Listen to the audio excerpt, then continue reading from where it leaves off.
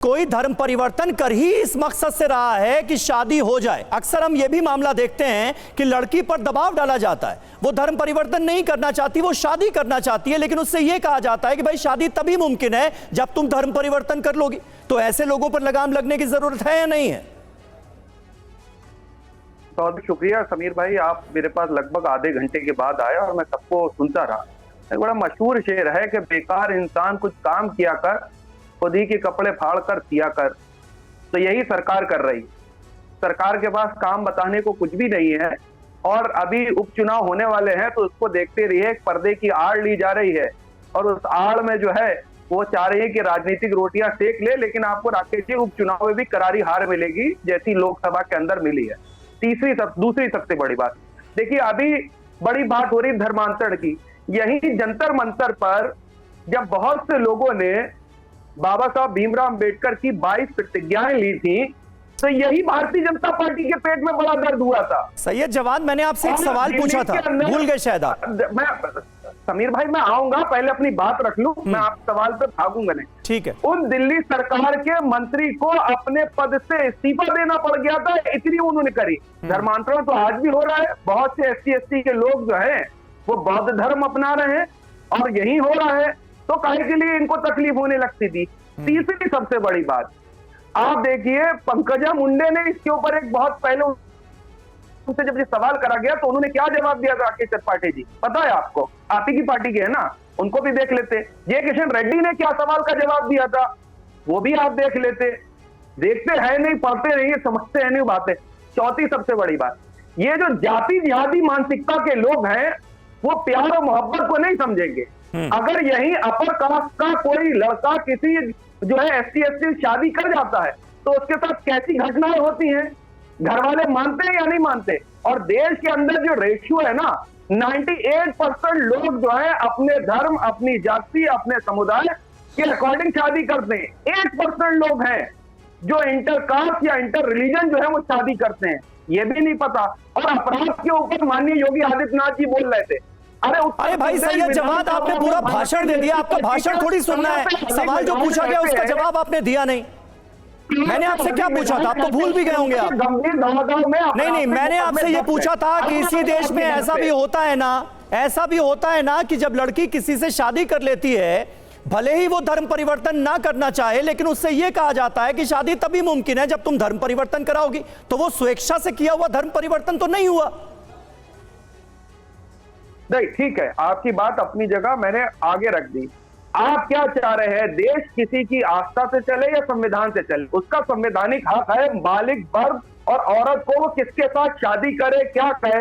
Right to freedom, right to choice का मामला यहां पर आ रहा है और आप देखिएगा सुप्रीम कोर्ट में इसको चैलेंज करा जाएगा और फिर भारतीय जनता पार्टी मुंह की खाएगी जिस तरीके से लगातार खाती चली। किस आधार पर चैलेंज करेंगे, मतलब यही तो मैं जानना चाह रहा हूं, किस आधार पर? अगर धोखेबाजी से नाम बदलकर किसी के सामने आकर उससे शादी की जाती है, धर्म परिवर्तन के लिए दबाव बनाया जाता है, तो ऐसे लोगों पर कार्रवाई नहीं होनी चाहिए? आप बताइए, धोखाधड़ी का कानून इस देश में है या नहीं है? क्या धोखाधड़ी का कानून है इस देश में या नहीं है? बिल्कुल है। इस कानून को और सख्त किया गया है ना, लेकिन इसमें अरे तो अच्छा एक सेकेंड, कितना सख्त कराया आपने, कितना सख्त कराया आपने कि आपने जो है उसको उम्र कैद के दी। ऐसे तो मर्डर के ऊपर भी कानून है, क्या देश में मर्डर रुक गए? आप दहेज लेना और दहेज देना दोनों ही अपराध है।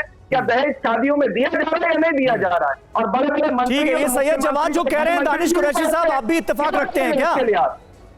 मतलब फिर ऐसे तो इस दलील से तो सख्त कानून होने ही नहीं चाहिए। मतलब अपराधियों के मन में कानून का डर तो जगाना पड़ेगा ना, अगर इस तरह के अपराधों को रोकना है। देखिए, मैं आपको एक बात बताऊं, दरअसल दिक्कत क्या है कि आप भारतीय जनता पार्टी की जो नीति है और वो जो बात कह रहे हैं, मुझे ये बताइए कि आप ये कह रहे हैं कि कोई जबरन शादी कराएगा, उसको शादी करनी है, धर्म नहीं चेंज करना लेकिन शादी करनी है, तो मैं तो ये कहता हूं कि ये तो किसी भी कपल का म्यूचुअल अंडरस्टैंडिंग है। कोई क्या कहेगा, बहुत सारे मामलों में आपको दिखेगा कि भाई मैं जो है माता पिता के साथ रहना नहीं चाहती हूँ कोई लड़की, तो दूसरा घर भी खरीदते हैं, तो क्या उस पर भी प्रावधान आएगा? अंडरस्टैंडिंग अगर किसी कपल की है, उसमें समीर साहब आप क्या कर सकेंगे, मैं क्या कर सकूंगा? नहीं, दानिश कुरैशी साहब, थोड़ा आप भी समझ रहे हैं मैं क्या पूछने की कोशिश कर रहा हूं। क्या ये प्रावधान नहीं बताया जाता ऐसे जोड़ों को कि इस्लाम में जब तक तुम धर्म परिवर्तन नहीं कर लोगी, जब तक तुम इस्लाम कबूल नहीं कर लोगी, तब तक शादी जायज नहीं है? और ये कहकर क्या धर्म परिवर्तन नहीं कराया जाता? हाँ बिल्कुल, तो लेकिन नहीं करना चाहिए। मैं तो ये कह रहा हूं कि अगर क्यों नहीं करना चाहिए? स्पेशल मैरिज एक्ट का प्रावधान इसी देश के संविधान ने दिया है ना ऐसे जोड़ों को, आप खिलाफ हैं उसके? सुनिए सुनिए सुनिए सुनिए समीर, मैं जवाब दूं। इसका जवाब ये है कि वो उसका उस जोड़े की निजी जिंदगी की बात है, लेकिन जिस तरह से गौरक्षा के नाम पर ये वचन वसूली का जो काम भारतीय जनता पार्टी और उसकी भगिनी संस्थाएं कर रही हैं, वही काम ये धर्मांतरण के नाम पे वसूली। अब आप कह रहे हैं कि निजी जिंदगी का मामला है, मतलब अब निजेश अवस्थी जी, अब निजेश अवस्थी जी, ये तर्क आपको ठीक लगता है क्या? वो कह रहे हैं निजी जिंदगी का मामला है, लेकिन निजी जिंदगी में ही तो दबाव बनाकर कई फैसले दिलवाए जाते हैं ना फिर इस तरह के मामलों में, ये भी तो एक हकीकत है। समीर जी, जो अभी तक बहस हुई उसमें एक दो मुद्दे आए, उसमें मैं बता दूं। अभी कहा गया कि SC ST के साथ अगर कोई विवाह कर ले तो क्या होता है। अरे जब्बार साहब, आपको हैदराबाद का वो दृश्य याद है जिसमें एक मुस्लिम लड़की एक हिंदू लड़के के साथ मोटरसाइकिल पर बैठी थी, उसको उठा करके वो रोती रही, चिल्लाती रही, कहती रही माफ कर दो, लेकिन उसकी सरेआम हत्या हुई। ऐसे एक किस्सा मैंने सिर्फ बताया है, आप कहो तो आपको सैकड़ों किस्से बता सकता हूँ। क्या अंकुश सक्सेना का बताऊं, रिंकू शर्मा का बताऊं, कहाँ का बताऊं? एक सेकंड में बीच में नहीं बोलता था। एक एक करके अवस्थी जी, आपके बीच में नहीं बोला था ना, आपके बीच में नहीं बोला था।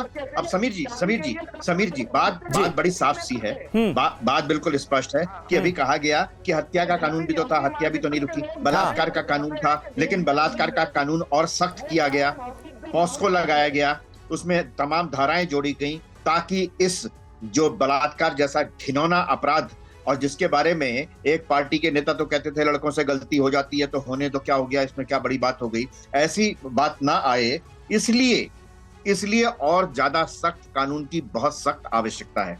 तीसरी बात जो आपने अभी कही कि अगर व्यक्तिगत इच्छा से करे तो कर, ऐसे तो बहुत सारे केस हैं। अभी हुई है फिल्म इंडस्ट्री में, एक शादी हुई है अलग अलग धर्मों में हुई है, या किसी ने कोई जाके केस कर दिया, FIR कर दी, क्या बात बड़ी साफ सी है। जहां पर धोखे से हिंदू नाम रख करके या दूसरे धर्म का नाम रख करके, अगर कोई हिंदू लड़का जो है मुस्लिम नाम रख करके मुस्लिम लड़की से करता है तो भी, और अगर मुस्लिम लड़का हिंदू नाम रख करके हिंदू लड़की से करता है तो भी, दोनों में धोखाधड़ी। दोनों में अगर कोई व्यक्तिगत इच्छा है तो ठीक है, अगर ऐसी और बाद में मालूम चलता है और पहले कहा जाए कि शादी कर लो, धर्म परिवर्तन की जरूरत नहीं है, लेकिन बाद में अगर कहा जाए कि आपको धर्म परिवर्तन है, तो उस लड़की को या उस लड़के को इस बात का अधिकार होना चाहिए कि मुझे ये कहा गया था कि मैं अपने धर्म में अपने स्वेच्छा से अपने धर्म का पालन कर सकता हूँ या कर सकती हूँ, इसलिए मुझे अब शादी के कारण धर्म बदलने के लिए दबाव डाला जा रहा है, अब उसके खिलाफ कानून होगा। ठीक है।